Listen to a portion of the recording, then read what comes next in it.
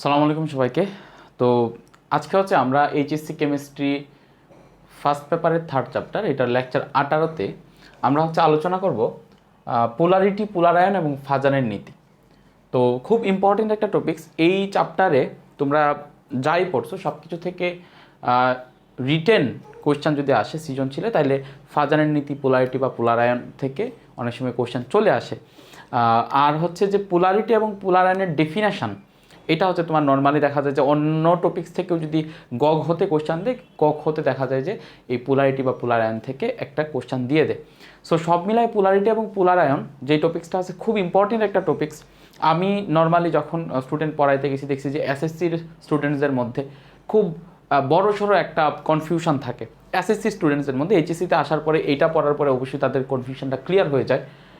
কনফিউশনটা হচ্ছে যে আমি নিজেও তখন সেই কনফিউশনে ছিলাম, আমি যখন এসএসসিতে ছিলাম, যে কোথাও কোথাও দেখতেছিলাম যে অ্যালুমিনিয়াম ক্লোরাইড, ধরো AlCl3 ফর এক্সাম্পল, AlCl3 এটাকে কোথাও কোথাও সমযোজী বলতেছে, কোথাও কোথাও আয়নিক বলতেছে। সো এক্স্যাক্ট আমি শিওর ছিলাম না যে AlCl3 এর গঠন কি আসলেই আয়নিক, নাকি আসলেই এখানে ইলেকট্রন কি শেয়ার হয়, নাকি ইলেকট্রন আসলেই দান করে। সো তার পরবর্তীতে যখন আমি পোলারিটি, পোলারায়ন যখন আমরা এইচএসসিতে আসার পরে যখন আমি পড়লাম, তখন আমার কাছে মনে হলো না যে ব্যাপারটা হচ্ছে এরকম, যে আসলে এই যে আমরা পড়ে আসছি বিভিন্ন ধরনের বন্ধন, সমযোজী বন্ধন কিংবা আয়নিক বন্ধন, এই সমযোজী বন্ধন কিংবা আয়নিক বন্ধনের মধ্যে কোনোটাই 100% পিওর না। তার মানে not any compound in this world is 100% ionic and not any compound in this world is 100% covalent. কোনো কম্পাউন্ডেই বা কোনো যৌগই 100% আয়নিক না, আবার কোনো যৌগই 100% তোমার সমযোজী না। যে কোনো যৌগের মধ্যে এই আয়নিক এবং সমযোজীর একটা মিক্সচার থাকে সবসময় অলওয়েজ। ব্যাপারটা হচ্ছে এরকম যে আমরা নর্মালি যখন আমাদের জেন্ডারের ক্লাসিফিকেশন করি তখন আমরা বলি যে এটা হচ্ছে ছেলে, এটা হচ্ছে মেয়ে। বাট এক্স্যাক্টলি এই যে 100% ছেলে কিংবা 100% মেয়ে, এটার কিন্তু কোনো কনসেপশান আসলেই নাই ধরতে গেলে। কারণ হচ্ছে কি, যে যে কোনো একটা ছেলে দেখা যায় যে তার মধ্যে আলটিমেটলি ফিমেল কিছু হরমোন ডেভেলপ করতেছে, সেটা অল্প পরিমাণ, খুব বেশি পরিমাণ না, মানে তার ছেলেদের হরমোন উৎপন্ন যেটা হইতেছে, ছেলেদের হরমোনটা বেশি উৎপন্ন হইতেছে। আবার কিছু মেয়ে না, সব মেয়েদের ক্ষেত্রে দেখা যায় যে এন্ড্রোজেন নামক একটা হরমোন রিলিজ হয়, যেটা হচ্ছে মেইনলি মেল হরমোন। ছেলেদের বেশি রিলিজ হয় বাট মেয়েদের ক্ষেত্রে কম রিলিজ হয়। সো দ্যাট মিন্স তুমি মেল বলো কিংবা ফিমেল বলো, তার মধ্যে কিন্তু মেল ফিমেল উভয়ের হরমোন এক্সিস্ট করতেছে। এখন সেটাকে কেন আমি ছেলে বলতেছি, সেটার কারণ হচ্ছে তার মধ্যে ছেলেদের হরমোনের পরিমাণটা বেশি, মেয়েদের হরমোনের পরিমাণটা কম। আর তাকে কেন আমি মেয়ে বলতেছি, কারণ তার মধ্যে মেয়েদের হরমোনটা বেশি, ছেলেদের হরমোনটা কম। সো এক্স্যাক্টলি ব্যাপারটা এরকম, যে আমরা যখন বলতেছি যে একটা যৌগ এটা আয়নিক যৌগ, এটা বোঝাচ্ছে যে এটার বেশিরভাগ পোরশনটা আয়নিক, কিছুটা সমযোজী আছে। আবার যখন আমরা বলতেছি যে একটা যৌগ সমযোজী যৌগ, তখন সেটা বোঝাচ্ছে যে সেটা সমযোজী ঠিক আছে, বাট সেটার বেশিরভাগ অংশ সমযোজী, কিছুটা তার মধ্যে কিছুটা আয়নিক ক্যারেক্টার এক্সিস্ট করতেছে। দ্যাট মিনস অলওয়েজ এখানে একেবারে পিওর আমরা কোনোটাকেই বলতে পারবো না, তাদের মধ্যে একটা মিক্সচার এক্সিস্ট করে। সো এই কনসেপশন থেকেই তোমার পরবর্তীতে পোলারিটি এবং পোলারায়ন যে কনসেপশনটা, সেই কনসেপশনটা আসছে। তো দেখো, এটা যদি আলোচনা করি, প্রথমে আমি পোলারিটি নিয়ে আলোচনা করবো, বাট তার আগে আমরা যে কাজটা করব সেটা হচ্ছে যে একটু আয়নিক বন্ধন আর সমযোজী বন্ধনের একটু ক্যারেক্টারগুলো দেখে নিব। সো দেখো, আমরা এখানে লিখি, ধরো যে আয়নিক বন্ধনের ক্যারেক্টার লিখো, এদিকে আয়নিক বন্ড, এখানে লিখো আয়নিক বন্ড। আয়নিক বন্ড মানে কি, যে তোমার একটা পরমাণু আরেকটা পরমাণুকে ইলেকট্রন দান করবে, ঠিক আছে। ধরো যেমন সোডিয়াম কী করে, তার শেষ কক্ষপথের একটা ইলেকট্রন সে কী করে, এখানে যে ক্লোরিন আছে সেই ক্লোরিনকে দান করে দেয়। তো শেষ কক্ষপথের একটা ইলেকট্রন যখন ক্লোরিন গ্রহণ করে, তখন সোডিয়ামের মধ্যে সোডিয়াম হয় Na+, ক্লোরিন হয় কি Cl-। তারপরে যেহেতু তাদের মধ্যে একটা পজিটিভ চার্জ একটা নেগেটিভ চার্জ, তাদের মধ্যে কি একটা কুলম্ব ফোর্স কাজ করে। কারণ আমরা জানি পজিটিভ এবং নেগেটিভ চার্জ কি করে, একে অপরকে আকর্ষণ করে। সো সেই আকর্ষণের কারণে তারা একটা কি ফর্ম করে, একটা বন্ড ফর্ম করে, যেটাকে আমরা লিখি NaCl আকারে, যেটাকে আমরা বলি যে NaCl হচ্ছে আয়নিক বন্ধনে আবদ্ধ হয়েছে। দ্যাট মিনস আয়নিক বন্ধনের ক্যারেক্টারগুলো কি, আয়নিক বন্ধনের ক্যারেক্টারগুলো হচ্ছে যে এইদিকে ইলেকট্রনের দান ঘটবে, একজন সম্পূর্ণ রূপে তার যে ইলেকট্রন আছে সেটা অন্য আরেকটি পরমাণুকে দিয়ে দিবে, এবং যেই পরমাণুকে ইলেকট্রন দিচ্ছে সেই পরমাণু সম্পূর্ণরূপে, খুব ভালোভাবে চিন্তা করো, যদি একেবারে পিওর আয়নিকের কথা বলি, সম্পূর্ণরূপে সেখানে ইলেকট্রনটা সে গ্রহণ করবে। তারপরে কি তাদের মধ্যে একটা পজিটিভ চার্জ থাকবে এবং একটা সম্পূর্ণরূপে নেগেটিভ চার্জের ক্রিয়েশন হবে, তাদের মধ্যে একটা ফোর্স থাকবে, সেই ফোর্সের কারণে তারা একসাথে অ্যাটাচড অবস্থায় থাকবে। ঠিক আছে, এটা হচ্ছে আয়নিক কম্পাউন্ড, এইভাবে আয়নিক বন্ধন গঠিত হয়। আমরা যদি কোভ্যালেন্ট বন্ড বা সমযোজী বন্ধন দেখি, কোভ্যালেন্ট বন্ড বা সমযোজী বন্ধন যদি দেখি, তাহলে সমযোজী বন্ধনের ক্ষেত্রে কি হয়, সেখানে ইলেকট্রন শেয়ার হয়। যেমন আমি যদি HCl এর কথা বলি, ধরো H তারপরে Cl, সো হাইড্রোজেনের ধরো যে একটা ইলেকট্রন আছে, ক্লোরিনের শেষ কক্ষপথে হয় 7টা ইলেকট্রন আছে, ক্লোরিনের একটা ইলেকট্রন সে কী করে, শেয়ার করে, যেন তার 8টা ইলেকট্রন পূরণ হয়। সো এই বেসিক কথাবার্তা তোমরা সবাই জানো। এবং এইখানে কোভ্যালেন্ট বন্ডের মধ্যে যে আকর্ষণটা বিরাজ করে, এইখানে দেখো আয়নিক বন্ধন গঠিত হওয়ার জন্য সেই পরমাণুগুলোর মধ্যে একটা আকর্ষণ বিরাজ করছিল, সেই আকর্ষণটা হচ্ছে পজিটিভ চার্জ এবং নেগেটিভ চার্জের মধ্যকার আকর্ষণ বল। কিন্তু কোভ্যালেন্ট বন্ডের ক্ষেত্রে যদি চিন্তা করো, কোভ্যালেন্ট বন্ডের ক্ষেত্রে তাদের মধ্যে যে আকর্ষণ বলটা বিরাজ করে, সেই আকর্ষণ বলটা হচ্ছে শেয়ারকৃত ইলেকট্রন এবং নিউক্লিয়াসের মধ্যে আকর্ষণ বল। কাদের মধ্যে আকর্ষণ বল? শেয়ারকৃত ইলেকট্রন এবং নিউক্লিয়াসের মধ্যকার আকর্ষণ বল।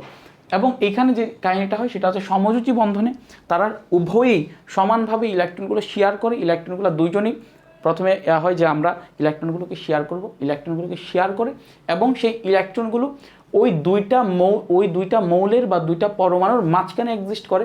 এবং এটাই হচ্ছে 100% সমযোজী বন্ধনের বৈশিষ্ট্য, যে সেইখানে ইলেকট্রনগুলো 100% দুইজনেই সমানভাবে শেয়ার করবে।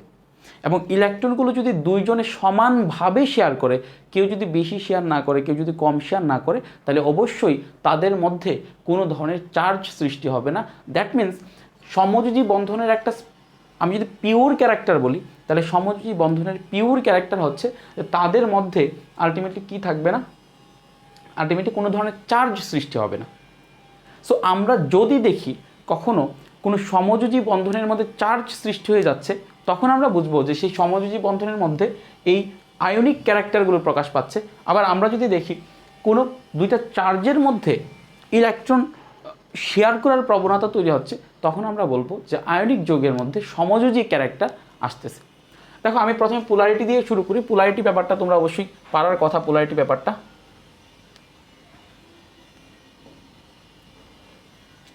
দেখো, পোলারিটির ব্যাপারটা তোমাদের সবার পারার কথা। পোলারিটি দিয়ে শুরু করি। দেখো পোলারিটি মানে হচ্ছে যে সমযোজী বন্ধনে, খুব ভালোভাবে চিন্তা করো, দুইটা কিন্তু পোলারিটি আর পোলারায়ন দুইটা অপোজিট ডেফিনেশন, স্টুডেন্টরা ভেজাল লাগায় ফেলে। পোলারিটির ডেফিনেশন কি? পোলারিটির ডেফিনেশন হচ্ছে যে সমযোজী বন্ধনে আয়নিক বৈশিষ্ট্য, সমযোজী বন্ধনে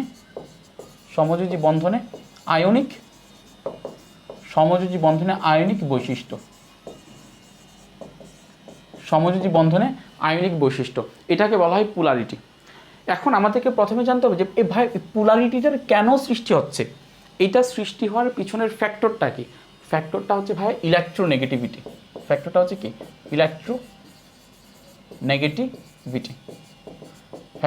ইলেকট্রোনেগেটিভিটি বা তড়িৎ ঋণাত্মকতা। যেমন দেখো আমি এদিকে আগে উদাহরণ দিলাম হাইড্রোজেন আর ক্লোরিন দিয়ে। ধরো হাইড্রোজেন আর ক্লোরিন তারা ইলেকট্রন শেয়ার করছে, এবং ইলেকট্রন শেয়ার করার পরে ইলেকট্রন দুইটা কি অবস্থায় আছে, তাদের মাঝখানে আছে। সো এখানে ক্লোরিনের 17টা প্রোটন আছে, আর এদিকে হচ্ছে হাইড্রোজেনের একটা প্রোটন আছে, এবং ক্লোরিন হচ্ছে পর্যায় সারণীর খুব ডান দিকে অবস্থিত।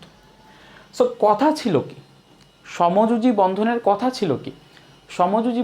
কথা ছিল যে তাদের এই যে শেয়ারকৃত দুইটা ইলেকট্রন, সেগুলো দুইজন সমানভাবে শেয়ার করবে। কিন্তু সমানভাবে শেয়ার করার পরবর্তীতে দেখা যায় যে ক্লোরিনের ইলেকট্রোনেগেটিভিটি বা তড়িৎ ঋণাত্মকতা বেশি এবং হাইড্রোজেনের ইলেকট্রোনেগেটিভিটি বা তড়িৎ ঋণাত্মকতা কম। সেই কারণে ক্লোরিন তার নিজের দিকে ইলেকট্রনগুলো শেয়ারকৃত ইলেকট্রনকে টানতে থাকে। তার মানে প্রথমে আমি একটা এগ্রিমেন্টে গেলাম যে ভাই তুমি আমার একটা ইলেকট্রন দাও, আমি তোমার একটা ইলেকট্রন দিতেছি, দুজনে মিলে শেয়ার করি। এই দুজনের কাছে সমানভাবে থাকবে, কোনো ধরনের সমস্যা হবে না, আমাদের মধ্যে ঝগড়াঝাটি হবে না, আসো আমরা শেয়ার করে আমি ভাই দ্বিত্বক পূরণ করি, তুমি অষ্টক পূরণ করো, আমরা নিষ্ক্রিয় গ্যাসের ইলেকট্রন বিন্যাস অ্যাচিভ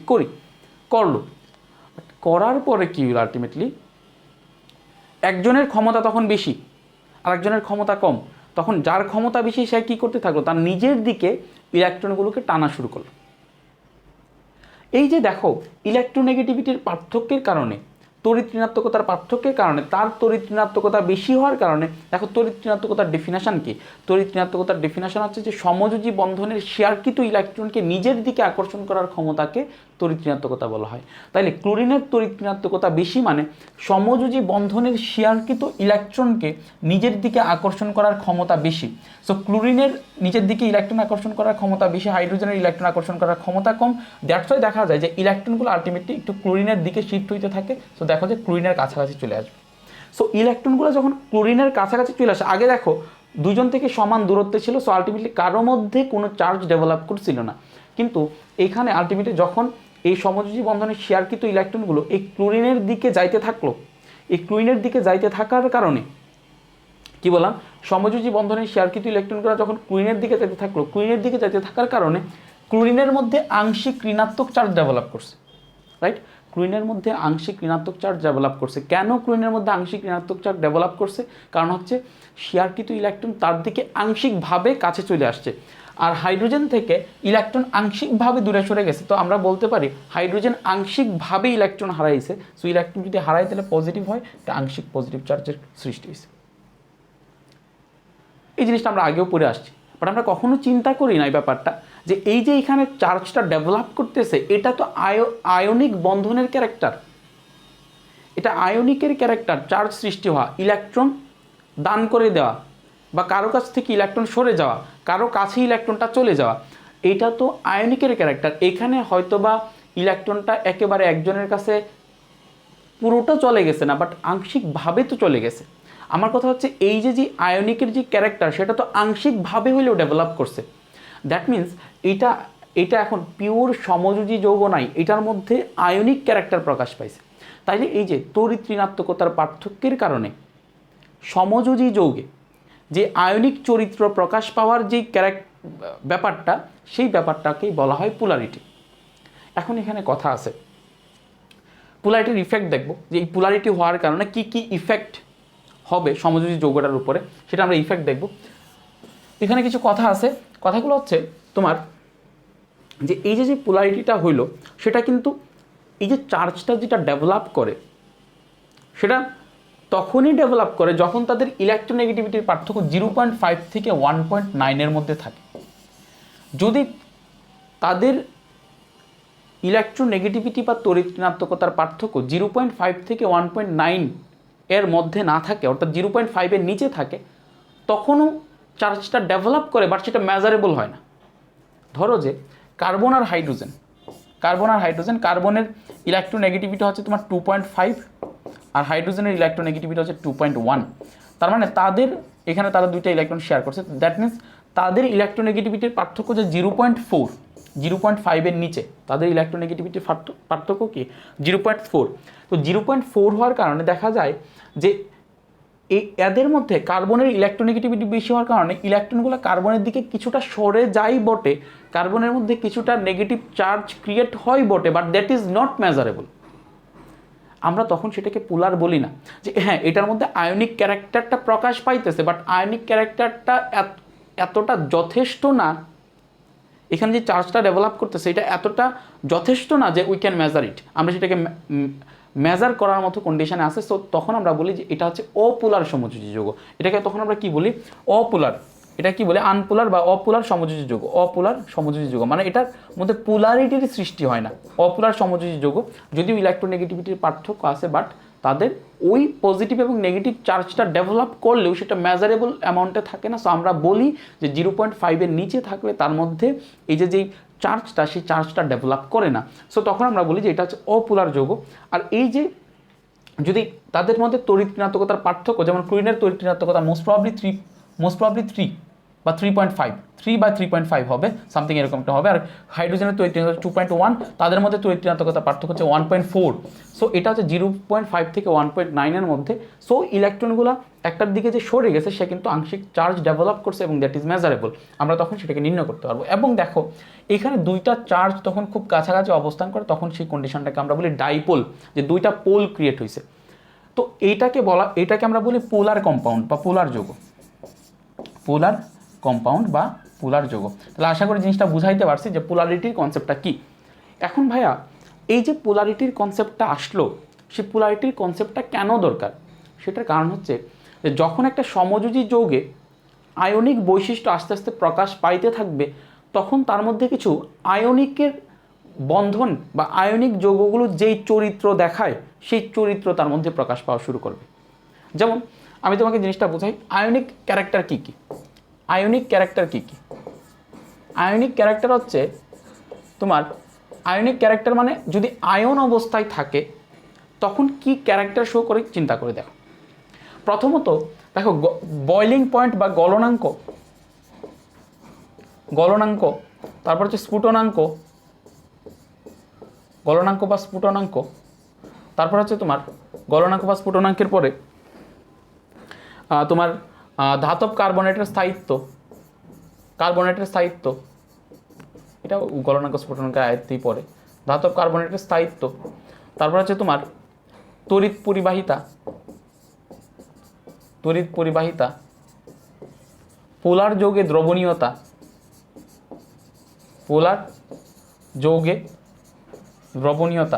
এগুলো হচ্ছে একটা আয়নিক বন্ধন বা আয়নিক একটা যৌগ, এই ক্যারেক্টারগুলো দেখায়। এখন আমি গলনাঙ্ক এবং স্ফুটনাঙ্ক আয়নিক ক্যারেক্টার বলতে কি বুঝাইতে চাইছি, অ্যাকচুয়ালি যদি একটা যৌগ আয়নিক বন্ধনের মাধ্যমে গঠিত হয়, তখন তার গলনাঙ্ক বা স্ফুটনাঙ্ক নর্মালি অন্যান্য সমযোজী যৌগের থেকে বেশি হয়। ব্যাপারটা বুঝছে? ধরো সোডিয়াম আর ক্লোরিনের মধ্যে Na+Cl- আকারে তারা অ্যাকচুয়ালি এক্সিস্ট করতেছে, Na+Cl- আকারে তারা এক্সিস্ট করতেছে। এটা হচ্ছে পজিটিভ চার্জ ডেভেলপ করছে, এটার মধ্যে কি চার্জ ডেভেলপ করছে? Negative charge. তাদের মধ্যে যে ফোর্স আছে, তাদের মধ্যে যে আকর্ষণ বল আছে, সেটা হচ্ছে কুলম্ব আকর্ষণ বল, এবং এই আকর্ষণ বলটা অনেক বেশি শক্তিশালী, কারণ একটা পজিটিভ চার্জ, একটা negative charge. So positive charge আর নেগেটিভ চার্জের আকর্ষণ বল এখানে এক্সিস্ট করতেছে। আমি যদি এটাকে গলাইতে চাই, তখন দেখা যাবে যে আমার এই পজিটিভ চার্জ এবং নেগেটিভ চার্জের মধ্যকার আকর্ষণ বলের এগেনস্টে কাজ করতে হবে। সো আলটিমেটলি দেখা যাবে যে আমাকে খুব বেশি শক্তি দিতে হবে, খুব বেশি তাপ দিতে হবে, গলনাঙ্ক এবং স্ফুটনাঙ্ক বেশি হবে। বাট আমি যদি সেম কাজটাই চিন্তা করি, দেখো হাইড্রোজেন আর ক্লোরিনের ক্ষেত্রে এটার মধ্যে আংশিক, এটা হচ্ছে ধরো যে সমযোজী যৌগ, আমি বিশুদ্ধ ধরলাম যে এটার মধ্যে পোলারিটি ডেভেলপ করে নাই, এটা হচ্ছে বিশুদ্ধ সমযোজী যৌগ। তাহলে বিশুদ্ধ সমযোজী যৌগ হইলে ধরো এটা হচ্ছে হাইড্রোজেন, এটা হচ্ছে কি তোমার ক্লোরিন, এটা হচ্ছে হাইড্রোজেন, তারা ইলেকট্রনগুলো শেয়ার করছে, তখন আয়নিক বন্ধন থেকে সমযোজী বন্ধন কম শক্তিশালী। আয়নিক বন্ধন থেকে সমযোজী বন্ধন কম শক্তিশালী, কারণ সেইখানে ইলেকট্রনের প্রতি যে আকর্ষণটা থাকে সেটা শুধুমাত্র শেয়ারকৃত ইলেকট্রন এবং তাদের নিউক্লিয়াস, পরমাণুর নিউক্লিয়াসগুলোর মধ্যে, শেয়ারকৃত ইলেকট্রন এবং পরমাণুর নিউক্লিয়াসগুলোর মধ্যে আকর্ষণ বল থাকে। এখানে আকর্ষণ বলের মানটা কিন্তু বেশি, কারণ প্রথমত তাদের যে ইলেকট্রনগুলো, সেই ইলেকট্রনের প্রতি নিউক্লিয়াসে তো আকর্ষণ বল আসেই, তার বাইরে তারা চার্জ ক্রিয়েট করছে, যেই কারণে এক্সট্রা আর একটা ফোর্স তাদের মধ্যে কাজ করতেছে। সো বাট নর্মালি চিন্তা করো, সমযোজী বন্ধন আয়নিক বন্ধন থেকে দুর্বল, কারণ সেখানে ইলেকট্রন শেয়ার হয়, ইলেকট্রন কেউ কাউকে দান করে দেয় না। সো তুমি ধরো একজন লোককে ইলেকট্রন দান করে দিস, টাকা দান করে দিস, সো তার সাথে তোমার যে বন্ধনটা সৃষ্টি হবে, যত টাকা স্ট্রং হবে, যতটা আরেকজন ব্যক্তিকে তুমি টাকা শেয়ার করছো, তাকে দান করো নাই পুরোপুরি টাকাটা, তার সাথে অবশ্যই তোমার বন্ধনটা দুর্বল হবে, তোমার তার সাথে এত বেশি ভালো রিলেশনশিপ তোমার থাকবে না। তুমি একজন মানুষকে টাকাটা দান করে দেখো, তার সাথে তোমার রিলেশনশিপ অনেক ভালো হয়ে যাবে। দ্যাট মিনস বোঝা যাচ্ছে যে ইলেকট্রন যখন সম্পূর্ণরূপে দান করে দেয়, তখন তাদের মধ্যে আলটিমেটলি কী হয়, বন্ধনটা স্ট্রং হয়, শক্তিশালী হয়। বাট যখন ইলেকট্রন শেয়ার করে, তখন বন্ধনটা অনেক দুর্বল হয়। সো দ্যাট মিনস আয়নিক যৌগের গলনাঙ্ক বা স্ফুটনাঙ্ক বেশি হয়, আর সমযোজী যৌগের গলনাঙ্ক বা স্ফুটনাঙ্ক কম হয়। এটা গেল একটা ফ্যাক্টর, যেটা হচ্ছে আয়নিক।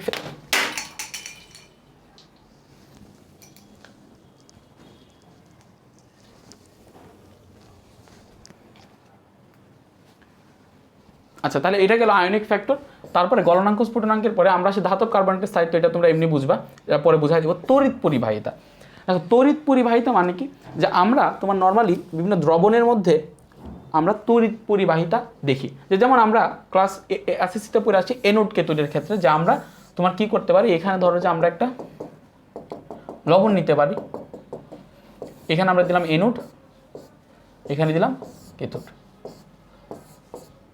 এটা হচ্ছে এনোড, এটা হচ্ছে কি ক্যাথোড। তারপর তাদের মধ্যে আমি কি করলাম, আলটিমেটলি এভাবে তোমার ব্যাটারি সংযুক্ত করে দিলাম, ঠিক আছে। আচ্ছা, তো এখন এইদিকে আমি আয়ন দিলাম Na প্লাস, তারপরে Cl মাইনাস, বিভিন্ন আয়ন দিলাম, অর্থাৎ আয়নিক যৌগকে দিলাম, পানিতে দ্রবীভূত হইল, দেওয়ার পরে আলটিমেটলি কী হইলো, তোমার এদিকে পজিটিভ চার্জগুলো থাকলো। সো এখন একটা জিনিস চিন্তা করে দেখো, যে যখন আমরা কি করব, যখন এই এনোড অ্যাকচুয়ালি ব্যাটারির ধনাত্মক প্রান্তের সাথে সংযুক্ত, আর এই যে ক্যাথোড ব্যাটারির ঋণাত্মক প্রান্তের সাথে সংযুক্ত, তো দেখা যাবে যে এদিকে যে ধনাত্মক প্রান্তের সাথে সংযুক্ত, সুতরাং এইখানে যে এনোড আছে এনোডটা পজিটিভ হবে, ক্যাথোডটা নেগেটিভ হবে। সো দ্যাটস ওয়াই দেখা যাবে যে এই পজিটিভের আকর্ষণে নেগেটিভ যে চার্জগুলো আছে সেগুলো এখানে আসবে, এবং সেগুলো শুধুমাত্র এখানে আসবেই না, তারা এসে এখানে ইলেকট্রন দান করবে, এবং এই ইলেকট্রনটা আলটিমেটলি এখান দিয়ে যাবে। আর এখানে এই নেগেটিভের আকর্ষণে সোডিয়াম এখানে আসবে, এবং সোডিয়াম আসার পরে সোডিয়াম সেই ইলেকট্রন গ্রহণ করবে, অর্থাৎ প্লাস ইলেকট্রন দিয়ে যে ইলেকট্রন তারা গ্রহণ করতেছে। তার মানে দেখো এখানে এই যে Cl মাইনাস এখান থেকে এই যে এই পর্যন্ত আসলো, এনোড পর্যন্ত আসলো, তার মানে এটার মধ্যে ইলেকট্রন ছিল, সে এসে ইলেকট্রনটা দান করলো, তার মানে ইলেকট্রনের পরিবহন ঘটলো। তাহলে হ্যাঁ, ইলেকট্রনের যদি পরিবহন ঘটে তাহলে সেটা কি বিদ্যুৎ পরিবহন। দ্যাট মিনস আমরা বলতে পারি যে চার্জের একটা ক্যারেক্টার হচ্ছে যে ইট ক্যারিজ ইলেকট্রিসিটি। চার্জের ক্যারেক্টার কি, যে এটা ইলেকট্রিসিটি ক্যারি করে। এখন তুমি যদি এদিকে এই যৌগ না দিয়ে তুমি যদি এখানে নর্মালি ধরো কোনো সমযোজী বিশুদ্ধ সমযোজী যৌগ দিয়ে রাখতা, যেমন বিশুদ্ধ সমযোজী যৌগ মানে ধরো যে অক্সিজেন দিয়ে, ধরো যে ফ্লুরিন দিয়ে রাখছো, এখানে দুইটা ফ্লুরিন F2 দিয়ে রাখছো, F2 এই F2 প্রথমত এই F2 চার্জ ক্রিয়েট করবে না, কারণ তারা এই পানিতে যে পানি আছে সেই পানিতে তারা দ্রবীভূত হবে না। সো F2 যদি চার্জ ডেভেলপ না করে তাহলে কোনো চার্জের আকর্ষণ এখানে পজিটিভের আকর্ষণে এসে আসবে না, কিংবা নেগেটিভের আকর্ষণেও যাবে না। সো আলটিমেটলি তারা বিদ্যুৎ পরিবহন করবে না। সো আমি যে জিনিসটা বোঝাতে চাচ্ছি, মাথায় ইনপুট করতে চাচ্ছি, সেটা হচ্ছে যে এই যে তড়িৎ পরিবহন করাটা কি করা, এই যে তড়িৎ পরিবহন করাটা, এই তড়িৎ পরিবহন করাটা আলটিমেটলি আয়নিক যৌগের একটা ক্যারেক্টার, যে আয়নিক যৌগগুলোর মধ্যে আয়ন থাকে, this ion actually carries electron or proton, that means ions carries electricity. So আয়নগুলো কী করে, ইলেকট্রিসিটি কী করে, তোমার ক্যারি করে। আচ্ছা, আরেকটা হচ্ছে পোলার যৌগে দ্রবণীয়তা। পোলার যৌগে দ্রবণীয়তা দেখো, পোলার যৌগে দ্রবণীয়তা অর্থাৎ একটা কিছু যদি পোলার যৌগে দ্রবণীয় হইতে হয় তাহলে সেটাকে অবশ্যই আয়নিক হইতে হবে। পোলার যৌগে দ্রবণীয়তা, ধরো পানি একটা পোলার যৌগ, যদি পানি সমযোজী যৌগ, তার মধ্যে পোলারিটির কারণে সে তার মধ্যে আয়নিক ক্যারেক্টার ডেভেলপ করছে, চার্জ ডেভেলপ করছে, কিন্তু আমি জাস্ট দেখাই যে দ্রবণীয়তার শর্তটাকে, যে একটা পোলার যৌগে যদি দেখো, পোলার যৌগে যদি কেউ দ্রবীভূত হইতে চায় তার মধ্যে কি ক্যারেক্টার লাগবে। তোমরা SSC 5th chapter, most probably কেমিস্ট্রির 5th চ্যাপ্টারে তোমরা একটা জিনিস পড়ে আসছো, মনে আছে কিনা, যে দ্রবণীয়তা জিনিসটা পড়ে আসছিল, যে সোডিয়াম ক্লোরাইড কীভাবে পানিতে দ্রবীভূত হয়, বা ম্যাগনেসিয়াম ক্লোরাইড কীভাবে পানিতে দ্রবীভূত হয়, এই জিনিসগুলো তোমরা পড়ে আসছিলা। তো এখন এখানে চিন্তা করো, ধরো এটা হচ্ছে আমার একটা পাত্র, এই পাত্রে অনেক পানি আছে। সো পানি যেগুলো আছে, পানিগুলো কি আছে, পানির মধ্যে পানি কি দ্বারা গঠিত, অক্সিজেন আর হাইড্রোজেন। সো এখানে যে অক্সিজেন আছে, সেই অক্সিজেন, এই হাইড্রোজেনের থেকে অক্সিজেনের তড়িৎ ঋণাত্মকতা বেশি হওয়ার কারণে অক্সিজেন আলটিমেটলি আংশিক ঋণাত্মক হবে, হাইড্রোজেন আংশিক ধনাত্মক হবে। এই হাইড্রোজেনের সাপেক্ষে অক্সিজেন আবার আংশিক ঋণাত্মক হবে, সো এটাকে 2 আংশিক ঋণাত্মক দেবো, এটাকে আংশিক ধনাত্মক দেবো। অর্থাৎ এটা পোলার যৌগ। পোলার যৌগ মানে ওই যৌগটার মধ্যে পজিটিভ আর নেগেটিভ চার্জ ডেভেলপ করছে। তাহলে ধরো এখানে আমাদের কি আছে, এখানে ধরো যে আমার এরকম বিভিন্ন পানির অণু আছে। এখন যখন আমি এদিকে সোডিয়াম ক্লোরাইড দিব, সোডিয়াম ক্লোরাইড এখানে কেন দ্রবীভূত হয়, সেটার কারণ হচ্ছে সোডিয়াম ক্লোরাইডের মধ্যে দুইটা চার্জ আছে, একটা হচ্ছে Na প্লাস আর একটা হচ্ছে Cl মাইনাস। সো যখন Na প্লাস আর Cl মাইনাস থাকে তখন কি করে, এই Na প্লাসের আকর্ষণে এই যে পানির যে ঋণাত্মক প্রান্ত, সেই ঋণাত্মক প্রান্তকে ঘিরে ধরে, এটা H প্লাস, এটা 2 মাইনাস, দেন এটা হচ্ছে আংশিক পজিটিভ, এই ঋণাত্মক পোর্শনটা এটা ঘিরে ধরে 2 আংশিক মাইনাস, আংশিক প্লাস, এটা ধরো যে ঋণাত্মক পোর্শনটা এইভাবে ঘিরে ধরছে। সো কোনো একটা আয়ন, কোনো একটা দ্রাবকে দ্রবীভূত হওয়া মানে, কোনো একটা আয়ন বা কোনো কিছু ওই দ্রাবকে দ্রবীভূত হওয়া মানে ওই সাবস্টেন্সটাকে চারপাশ থেকে আমি যেই দ্রাবকে দিচ্ছি সেই দ্রাবকটা ঘিরে ধরতেছে কিনা।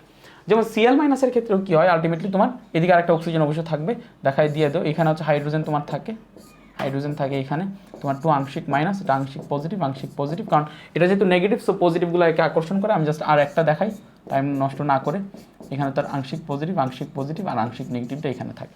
অর্থাৎ এইখানে Cl মাইনাসটাকেও পানির অণু কী করে ঘিরে ধরে, ইভেন Na প্লাসটাকেও পানির অণু কী করে ঘিরে ধরে।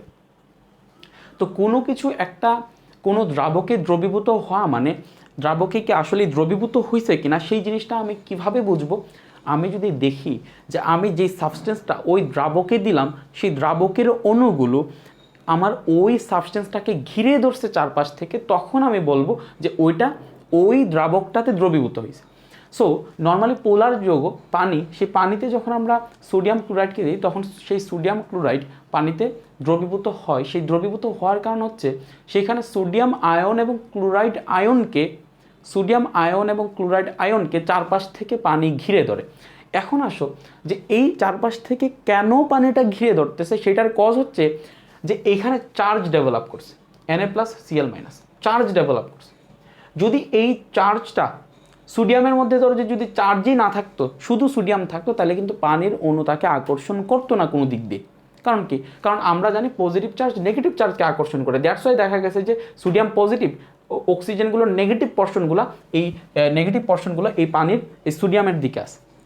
দ্রবণীয়তার এই কনসেপ্ট অ্যাকচুয়ালি তোমাদের এসএসসিতে পড়ায় আসছে। যদি কারো বেসিকে সমস্যা থাকে আমাদের এসএসসির ভিডিও আছে, একটু কষ্ট করে কুইক অনলাইন স্কুল ইউটিউব চ্যানেলে যাও, চ্যানেলে গিয়ে এসএসসি অল ভিডিওস একটা প্লেলিস্ট আছে, ওইখান থেকে একটু খুঁজে কষ্ট করে ভিডিওটা বের করে নাও। দ্রবণীয়তা শর্ত বা দ্রবণীয় কীভাবে দ্রবণীয় হয় সেটা নিয়ে ব্যাখ্যা আছে, বাট আমি জাস্ট একটা এখানে ওভারভিউ দেওয়ার ট্রাই করলাম যে এখানে কী হয়। আলটিমেটলি তোমার এই যে Na প্লাস যদি এখানে চার্জ আকারে না থাকতো তাইলে কি পানির ঋণাত্মক পোর্শনগুলো এটাকে আকর্ষণ করতো না। দেখো Cl মাইনাস এখানে মাইনাস আছে বলেই পানির অণুর ঋণাত্মক প্রান্ত অর্থাৎ পজিটিভ যে পোল আছে সেই পজিটিভ পোল এই নেগেটিভ চার্জকে ঘিরে ধরছে।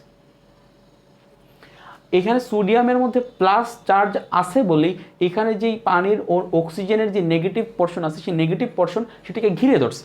এখন এখানে যদি সোডিয়াম প্লাস না থাকে, শুধু সোডিয়াম থাকতো, তাহলে তাকে ঘিরে ধরার কোনো কারণ ছিল না, কারণ সেটা নিউট্রাল, তার মধ্যে কোনো চার্জ নাই। সো নেগেটিভ অপোজিট চার্জে তাকে আকর্ষণ করবে, সে আকর্ষণ তার মধ্যে আসতো না। সো দ্যাট মিনস যে এখানে পানিতে সে কতটুকু দ্রবীভূত হবে একটা যৌগ, সেই জিনিসটা ডিপেন্ড করতেছে আমি যেই যৌগটাকে দিচ্ছি, বা পোলার যৌগে একটা পোলার দ্রাবকে একটা যৌগ কতটুকু দ্রবীভূত হবে সেটা ডিপেন্ড করবে আমি যেই সাবস্টেন্সটা দিচ্ছি সেই সাবস্টেন্সটার মধ্যে কতটুকু চার্জ ডেভেলপ করতেছে। আমি যেই সাবস্টেন্সটা দিচ্ছি সেটার মধ্যে যদি বেশি চার্জ ডেভেলপ করে তাহলে সেটা বেশি দ্রবীভূত হবে, যদি কম চার্জ ডেভেলপ করে তাহলে কম দ্রবীভূত হবে। কেন, আমি যদি এখানে Na প্লাস না দিই, আমি যদি এখানে Al3 প্লাস দিই, Mg2 প্লাস দিই, তো আমি যদি এখানে Na প্লাস না দিয়ে যদি আমি যদি তোমার Mg2 প্লাস দিই, বা ধরো যে Na2 প্লাস দিই, ধরো যে সামহাও আমি Na2 প্লাস ক্রিয়েট করলাম, আমি যদি এখানে Na2 প্লাস দিই তখন তার মধ্যে আলটিমেটলি তার চারপাশে কী হবে, তোমার তার চারপাশে পানির বিপরীত যেই অক্সিজেন নেগেটিভ যে পোর্শনটা সেটা ঘিরে ধরার সংখ্যাটা বেশি হবে, ঘিরে ধরার প্রবণতাটা বেশি হবে, কারণ সেখানে বেশি পরিমাণ চার্জ ডেভেলপ করছে। দ্যাট মিন্স যদি পোলার যৌগে দ্রবীভূত হইতে হয় সেটার মধ্যে অবশ্যই কি ডেভেলপ করতে হবে, সেটার মধ্যে অবশ্যই চার্জ ডেভেলপ করতে হবে। সো এটা হচ্ছে আয়নিক ক্যারেক্টার, এটা একটা আয়নিক যৌগের বৈশিষ্ট্য চার্জ ডেভেলপ করা। সো যদি একটা সমযোজী যৌগ সেটার মধ্যে কখনো কি ডেভেলপ করে, সেটার মধ্যে কখনো আলটিমেটলি চার্জ ডেভেলপ করে, তখন ওইটা পোলার যৌগে দ্রবীভূত হবে। অ্যাকচুয়ালি এইদিকে আমার পানির উদাহরণটা দেওয়াটা ঠিক হয় না, আমি একটা নিউট্রাল দিলেই পারতাম, কারণ পানি একটা নিজে একটা সমযোজী যৌগ, সো এটা নিয়ে একটু কন্ট্রোভার্সি হবে। ধরো যে আমি এমন একটা দ্রাবক দিলাম যে দ্রাবকটা হচ্ছে তোমার A আর B দ্বারা গঠিত, এবং দ্রাবকটা হচ্ছে আয়নিক দ্রাবক, অর্থাৎ দ্রাবকটার মধ্যে A প্লাস পোর্শন আছে, B মাইনাস পোর্শন আছে। সো আমি যখন এখানে সোডিয়াম ক্লোরাইড দিলাম, Na প্লাস দিলাম, Cl মাইনাস দিলাম, তখন এই Na প্লাসকে এই নেগেটিভ চার্জগুলো, দ্রাবকের নেগেটিভ চার্জগুলো ঘিরে ধরলো। তো দ্রাবকের নেগেটিভ চার্জগুলো ঘিরে ধরার কারণে আলটিমেটলি এই সোডিয়াম প্লাসটা দ্রবীভূত হয়েছে, এবং Cl মাইনাসটাকে A প্লাস এটা চারদিক থেকে ঘিরে ধরছে, তো আলটিমেটলি এটা দ্রবীভূত হয়েছে। সো তোমরা আশা করি বুঝতে পারছো যে দ্রবণীয়তার শর্তটাকে পোলার যৌগে, নট অপোলার যৌগে, পোলার যৌগে দ্রবণীয়তার শর্তটা কি? পোলার যৌগে তখনই একটা পোলার মানে তার মধ্যে চার্জ ডেভেলপ করছে। সো পোলার যৌগের দ্রবণীয়তার শর্ত হচ্ছে এটাই যে ওইখানে যেই কম্পাউন্ডটা আসবে সেই কম্পাউন্ডটার অবশ্যই চার্জড হইতে হবে। সেই কম্পাউন্ডটার মধ্যে যদি চার্জ ডেভেলপ না করে তাহলে সে দ্রবীভূত হবে না। সো এটাও একটা আয়নিক যৌগের একটা বৈশিষ্ট্য। সো এখন আমরা যেটা বলতেছি যে ধরো তোমার আমরা দেখতেছি যে সমযোজী যৌগের মধ্যেও এই যেই আয়নিক ক্যারেক্টার, সেই আয়নিক ক্যারেক্টারগুলো ডেভেলপ করতেছে। সমযোজী যৌগের মধ্যেও আয়নিক যেই ক্যারেক্টার, সেই আয়নিক ক্যারেক্টারগুলো ডেভেলপ করতেছে। দ্যাট মিন্স একটা সমযোজী যৌগে যে আয়নিক ক্যারেক্টারগুলো ডেভেলপ করে, এটা যত বেশি ক্যারেক্টারটা ডেভেলপ করবে আয়নিক ক্যারেক্টারটা, সে তত বেশি আয়নিকের যে আচরণগুলো সেই আচরণগুলো সে করতে থাকবে। ফর এক্সাম্পল আমি তোমাকে জিনিসটা বুঝাই। ধরো আমার মধ্যে আছে হচ্ছে আমার কাছে আছে হচ্ছে HF hydrogen fluoride, HCl hydrogen chloride, HBr hydrogen bromide, ধরো যে আয়োডাইড হাইড্রোজেন আয়োডাইড। সো এখন এরা প্রত্যেকেই হচ্ছে সমযোজী যৌগ, কারণ তারা তুমি দেখো তাদের যদি গঠন করতে হয় তাদের কী করতে হবে, ইলেকট্রন শেয়ারের মাধ্যমে যৌগ গঠন করতে হবে। তো তারা হচ্ছে তোমার ধরো যে ইলেকট্রন শেয়ারের মাধ্যমে তোমার যৌগ গঠন করে। তো এখন দেখো ফ্লুরিন, ক্লোরিন, ব্রোমিন, আয়োডিন উপর থেকে নিচে নামলে কী হয়, তড়িৎ ঋণাত্মকতা কী হইতে থাকে, তোমার তড়িৎ ঋণাত্মকতা কমতে থাকে। তড়িৎ ঋণাত্মকতা কী হইতে থাকে, কমতে থাকে। সো ফ্লুরিনের তড়িৎ ঋণাত্মকতা সব থেকে বেশি। সো দেখা যাবে এই হাইড্রোজেন আর এই ফ্লুরাইডের মধ্যে ইলেকট্রোনেগেটিভিটির যে ডিফারেন্স সেটা সব থেকে বেশি হবে। অর্থাৎ ফ্লুরিন সব থেকে বেশি আংশিক নেগেটিভ চার্জ ডেভেলপ করবে, আর ক্লোরিন তার থেকে একটু কম আংশিক চার্জ। আমি ধরো যেটাকে দিলাম 4 বোঝানোর জন্য, বোঝানোর সুবিধার্থে, যদি 4 আসবে না বোঝানোর সুবিধার্থে দিলাম, এটা দিলাম 4 মানে খুব বেশি চার্জ ডেভেলপ করছে। সো দিলাম 4 ডেল্টা মাইনাস 4 ডেল্টা প্লাস, এটা দিলাম আংশিক চার্জ ডেভেলপ করছে বাট এটা 3 পরিমাণ, এটা 3 প্লাস, এটা হচ্ছে 2 পরিমাণ, 2 ডেল্টা মাইনাস 2 প্লাস, এটা হচ্ছে তোমার 1 দিলাম, মানে জাস্ট বোঝানোর সুবিধার্থে আমি জাস্ট বুঝাইলাম আর কি। 4 2 কিছুই না, আমি এটার পরিমাণটা বেশি জাস্ট এটা বোঝানোর জন্য দিলাম। কেন? কারণ ভাই হাইড্রোজেন আর ফ্লুরিনের মধ্যে দেখো, হাইড্রোজেন আর ফ্লুরিনের মধ্যে যে ইলেকট্রনগুলো আছে, আবার হাইড্রোজেন আর ক্লোরিনের মধ্যকার যে ইলেকট্রনগুলো আছে তাদের মাঝখানে তারা আছে। কিন্তু এখন ফ্লুরিনের ইলেকট্রোনেগেটিভিটি হচ্ছে সব থেকে বেশি তড়িৎ ঋণাত্মকতা। ক্লোরিন, ব্রোমিন, আয়োডিন সবার থেকে এই ফ্লুরিনের তড়িৎ ঋণাত্মকতা বেশি। ফ্লুরিনের তড়িৎ ঋণাত্মকতা হচ্ছে 4, ক্লোরিনের তড়িৎ ঋণাত্মকতা হচ্ছে 3.5। সো এটার 4 এর তড়িৎ ঋণাত্মকতা 4 হওয়ার কারণে এই ইলেকট্রনগুলোকে নিজের দিকে যতটা আকর্ষণ করবে, এখানে ক্লোরিনের ইলেকট্রোনেগেটিভিটি কম হওয়ার কারণে সে কম আকর্ষণ করবে। সো এখানে ইলেকট্রনগুলো ফ্লুরিনের দিকে যতটা সরে যাবে, ফ্লুরিনের ক্ষেত্রে ইলেকট্রনগুলো একটু কম সরে যাবে। সো দ্যাট মিনস আমি বলতে পারি যে এদিকে ফ্লুরিনের মধ্যে যেই আংশিক চার্জটা ডেভেলপ করতেছে সেই আংশিক চার্জের পরিমাণ বেশি হবে। বেশি বোঝানোর জন্য আমি 4 দিছি, জাস্ট বেশি বোঝানোর জন্য 4 দিছি। দ্যাট মিনস এরা ইনিশিয়ালি সমযোজী যৌগ ছিল, কোভ্যালেন্ট কম্পাউন্ড ছিল, বাট দেখা গেল যে তাদের মধ্যে আয়নিক ক্যারেক্টার ডেভেলপ করতেছে, এবং এই যে আয়নিক ক্যারেক্টারটা ডেভেলপ করতেছে সেটারও একটা ক্রম আমরা পাচ্ছি এখানে, যে হাইড্রোজেন ফ্লুরাইডের মধ্যে খেয়াল করো, এখানে ধরো হাইড্রোজেন ফ্লুরাইডের মধ্যে আয়নিক ক্যারেক্টার সব থেকে বেশি, হাইড্রোজেন ফ্লুরাইডের মধ্যে আয়নিক ক্যারেক্টার সব থেকে বেশি, তারপর হাইড্রোজেন ক্লোরাইড, তারপরে হাইড্রোজেন ব্রোমাইড, তারপরে হাইড্রোজেন আয়োডাইড। এটা কিসের ক্রম? এটা হচ্ছে আয়নিক ক্যারেক্টারের ক্রম, আয়নিক ক্যারেক্টার। আচ্ছা, তো একটা যৌগের মধ্যে আয়নিক ক্যারেক্টার বেড়ে যাওয়া মানে তার সমযোজী বৈশিষ্ট্য আস্তে আস্তে কমে যাওয়া। তার মধ্যে আমি যদি বলি, তার মানে সমযোজী ক্যারেক্টার দিয়ে যদি আমরা চিন্তা করি তাহলে হচ্ছে HF এর সমযোজী ক্যারেক্টার সব থেকে কম এদের মধ্যে, তারপরে HCl, তারপরে HBr, তারপরে HI। হাইড্রোজেন আয়োডাইডের সমযোজী ক্যারেক্টার সব থেকে বেশি, কারণ তার মধ্যে পোলারিটির সৃষ্টিটা কম হয়। ঠিক মিনস পোলারিটি হচ্ছে একটা ফ্যাক্টর যেটা একটা সমযোজী যৌগকে আয়নিকের দিকে নিয়ে যায়। পোলারিটি যত বেশি হবে, পোলারিটি হচ্ছে একটা মেজারমেন্ট, এটা যত বেশি হবে সমযোজী যৌগটার আয়নিক ক্যারেক্টারগুলো তত বেশি হবে। দ্যাট মিনস আমি বলতে পারি যে এখানে হাইড্রোজেন বন্ধনের ব্যাপার আছে, অনেক কিছুর ব্যাপার আছে, বাট আমি জাস্ট নর্মালি বললাম যে ধরো এদের মধ্যে সব থেকে বেশি দ্রবীভূত হবে কে? ধরো যে পানিতে দিলাম, পানি যেহেতু একটা পোলার যৌগ, সেটার মধ্যে পজিটিভ নেগেটিভ চার্জ আছে, সেটার মধ্যে দ্রবীভূত হতে গেলে পজিটিভ নেগেটিভ চার্জ লাগবে। আমি বললাম যে কোনটার দ্রবণীয়তা সব থেকে বেশি, তাহলে তুমি তখন বলতে পারো যে ভাই হ্যাঁ হাইড্রোজেন ফ্লুরাইডের দ্রবণীয়তা সব থেকে বেশি। কেন হাইড্রোজেন ফ্লুরাইডের দ্রবণীয়তা সব থেকে বেশি? কারণ হাইড্রোজেন ফ্লুরাইড এই পোলার যৌগে যে দ্রবণীয়তা, সেই পোলার যৌগে দ্রবণীয়তার জন্যে চার্জ ডেভেলপ করতে হয়।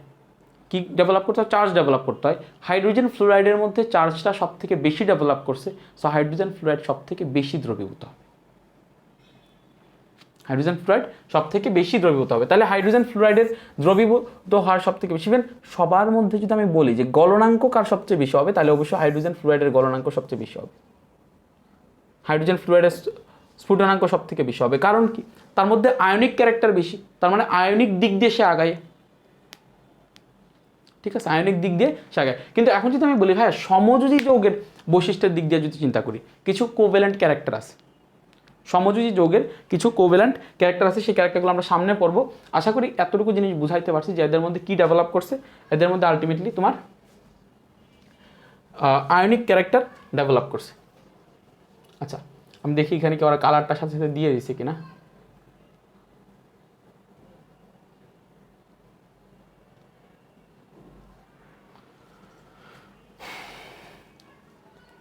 আচ্ছা, তো আরেকটা জিনিস, যেমন এই পোলারিটি ডেভেলপ করার কারণে দেখা গেছে যে HCl এটা একটা সমযোজী যৌগ, বাট সেটা H+ আয়ন দান করতেছে, অ্যাসিডিক হয়ে যাইতেছে। দেখো HCl বা H2SO4, HCl বা H2SO4 তারা কি ডেভেলপ করতেছে? তারা হচ্ছে তোমার সমযোজী যৌগ, বাট পানিতে যখন আমরা দিতেছি তখন দেখা যাচ্ছে যে H+ আয়ন তারা দান করতেছে, এটা 2H+ আয়ন দান করতেছে, তারা অ্যাসিড হিসেবে কাজ করতেছে। সো আমি যদি বলি তাদের এই যে HCl, H2SO4 এই সমস্ত সমযোজী যৌগের অ্যাসিডিক আচরণের কারণ কি? অ্যাসিডিক আচরণের কারণ হচ্ছে পোলারিটি। তাদের মধ্যে কেনই চার্জটা ডেভেলপ করলো? ইলেকট্রন নেগেটিভিটির পার্থক্যের কারণে কেউ একজন ইলেকট্রন তার নিজের দিকে নিয়ে গেছে, কারো একজনের থেকে ইলেকট্রন সরে গেছে। আচ্ছা, তো তারপরে হচ্ছে পোলার আয়ন। এখন এতক্ষণ পোলারিটি যেটা বললাম যে সমযোজী যৌগের মধ্যে চার্জ ডেভেলপ করে, সুতরাং সেটার মধ্যে আয়নিক ক্যারেক্টার প্রকাশ পায়। এবং শুধুমাত্র তাই না, দেখো একটা আয়নিক যৌগ সেই আয়নিক যৌগের মধ্যেও সমযোজী ক্যারেক্টার প্রকাশ পাইতে পারে না, পায়। কিভাবে পায় সেই জিনিসটা বোঝায়। ধরো তাইলে আমরা এখন পড়বো পোলার আয়ন। পোলার আয়নটা মানে কি? পোলার আয়ন মানে হচ্ছে তোমার আয়নিক যৌগে, দেখো পোলারিটি আর পোলার আয়ন ভেজাল লাগে না। পোলারিটি মানে হচ্ছে সমযোজী যৌগে আয়নিক বৈশিষ্ট্য, আর পোলার আয়ন মানে হচ্ছে আয়নিক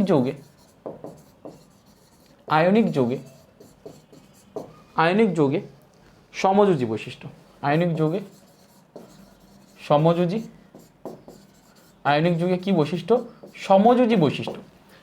এখন এটা কিভাবে হয়? আচ্ছা, ধরো এখানে আমি Na+ দিলাম, Na+। এখন এই Na+ কি আছে? তার কক্ষপথটা দেখাই দিই। এখানে 2টা ইলেকট্রন, এখানে তার আর 8টা ইলেকট্রন। নাহলে এখানে জাস্ট ক্যাটায়নটা দেখাই, Na+।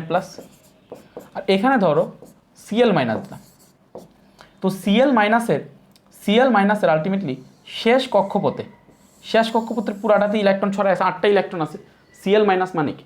দেখো Cl- মানে কি? Cl- মানে হচ্ছে সে একটা ইলেকট্রন গ্রহণ করছে, অর্থাৎ তার যে শেষ কক্ষপথটা ছিল সেই শেষ কক্ষপথে ইলেকট্রন ছড়ায় আছে।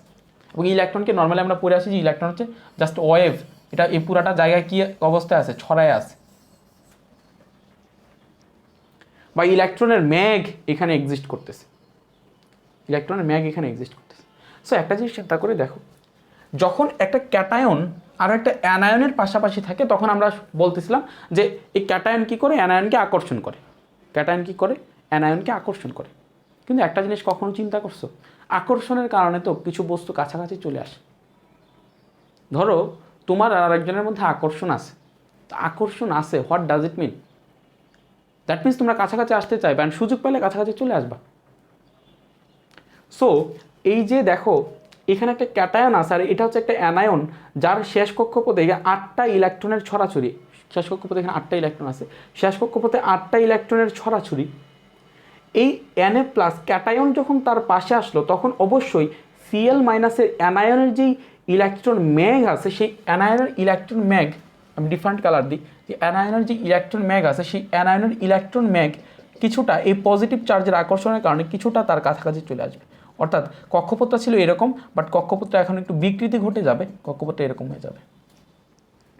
কক্ষপথটা ছিল কি এরকম, কিন্তু কক্ষপথটা এখন এই শেষ কক্ষপথ যেটা ছিল সেই শেষ কক্ষপথটার বিকৃতি ঘটবে, অর্থাৎ শেষ কক্ষপথের ইলেকট্রনগুলো চাইবে এই প্লাসের কাছে একেবারে না আসতে পারলো, কিন্তু চাইবে এই প্লাসের কাছাকাছি থাকবে। প্লাসের কাছাকাছি ইলেকট্রনগুলো এখানে থেকে রোটেট করতে চাইবে।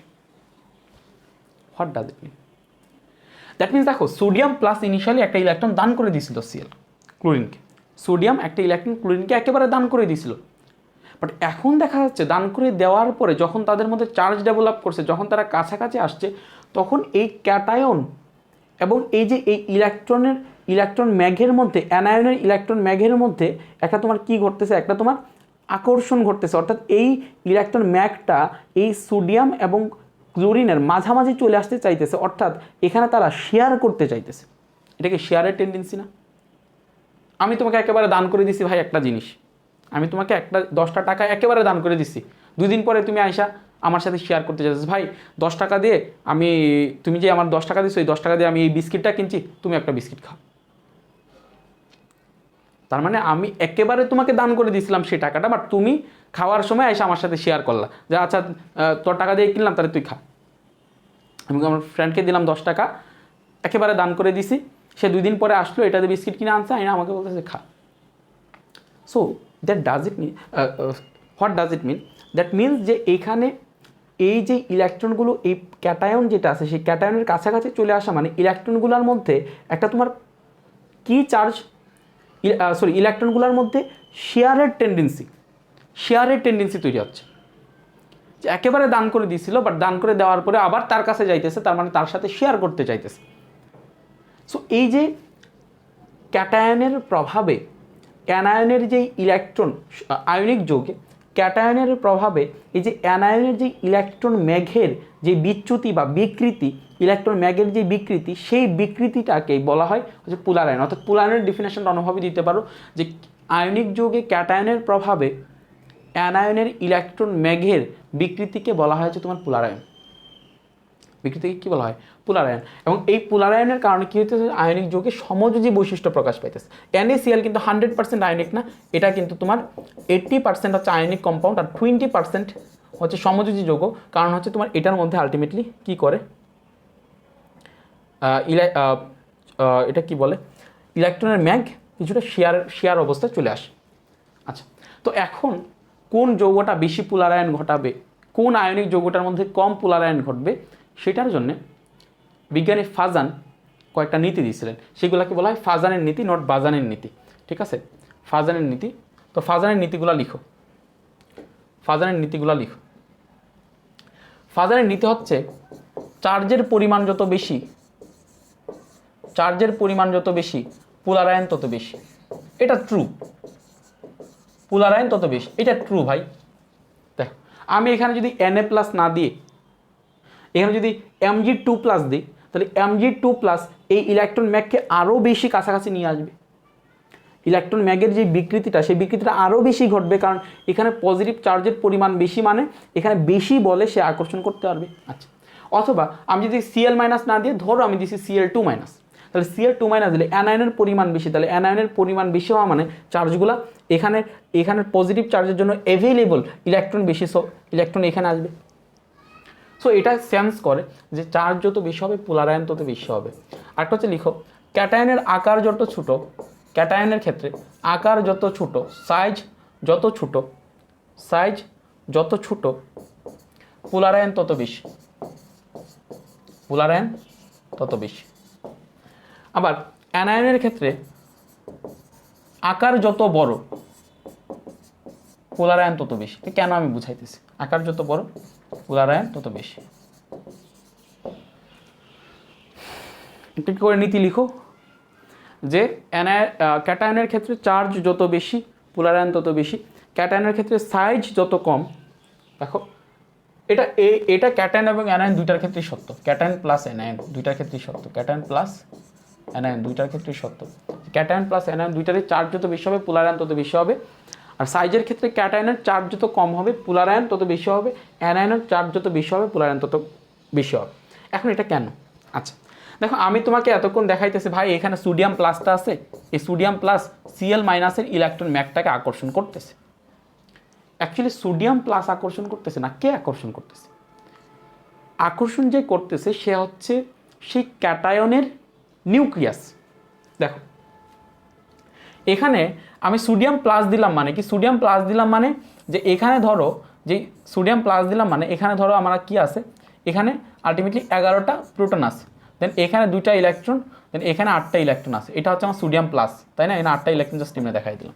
আর এখানে ক্যাটায়ন দিয়েছিলাম, অ্যানায়ন দিয়েছিলাম 17 প্লাস 17টা প্রোটন আছে, 17টা প্রোটন মানে দুইটা ইলেকট্রন দেন হচ্ছে এখানে তোমার আলটিমেটলি এখানে হচ্ছে 8টাই দিয়ে দিলাম, এখানে 8টা ইলেকট্রন, তারপরে হচ্ছে এখানেও 8টা ইলেকট্রন। সো আমি দেখাইতেছিলাম যে এখানে যে সোডিয়াম প্লাস আছে এটা হচ্ছে সোডিয়াম প্লাস, এটা হচ্ছে Cl মাইনাস, এখানে যে সোডিয়াম প্লাস আছে সেই সোডিয়াম প্লাস এটাকে আকর্ষণ করতেছে, এই শেষ কক্ষপথটাকে অ্যানায়নটার বিকৃতি ঘটাইতেছে, এটা Cl মাইনাস এই অ্যানায়নটার কি ঘটাইতেছে, বিকৃতি ঘটাইতেছে। এখন অ্যাকচুয়ালি বিকৃতি কে ঘটাইতেছে ভাই? এই যেই সোডিয়ামের যেই তোমার নিউক্লিয়াস আছে সেই নিউক্লিয়াস এই অ্যানায়নের ইলেকট্রন ম্যাগকে আকৃষ্ট করতেছে। এখন তুমি বলতে পারো যে ভাই শুধু কি এইটার যেই কি বলে প্রোটন আছে এটাই এটার শেষ কক্ষপথে ইলেকট্রনকে আকর্ষণ করবে, এটা কি করতে পারবে না? এরও তো প্রোটন আছে, নিউক্লিয়াস আছে, এই নিউক্লিয়াস কি এটাকে আকর্ষণ করতে পারবে না? হ্যাঁ করতে পারবে। এই জন্যই তো সেটা সমযোজী ক্যারেক্টার, এই জন্যই তো তারা সমযোজী ক্যারেক্টার ডেভেলপ করতেছে। বাট বেশি যদি চিন্তা করো কে বেশি করে, তখন ক্যাটায়ন বেশি করে, কারণ ক্যাটায়নের মধ্যে অলরেডি পজিটিভ চার্জ ডেভেলপ হয়ে আসে। সো পজিটিভ চার্জ যেহেতু ডেভেলপ হয়ে আসে তার নিউক্লিয়াসের টেন্ডেন্সি থাকবে ইলেকট্রনকে টেনে নেওয়ার টেন্ডেন্সিটা বেশি থাকবে। অ্যানায়নের ক্ষেত্রেও অ্যানায়নের যেই নিউক্লিয়াস আছে সেই অ্যানায়নের নিউক্লিয়াসও ক্যাটায়নের যে শেষ কক্ষপথটা আছে সেই শেষ কক্ষপথটাকে তার নিজের দিকে কিছুটা টেনে নিবে, ক্যাটায়নের ইলেকট্রন ম্যাগের বিকৃতি ঘটাবে, but that is not measurable.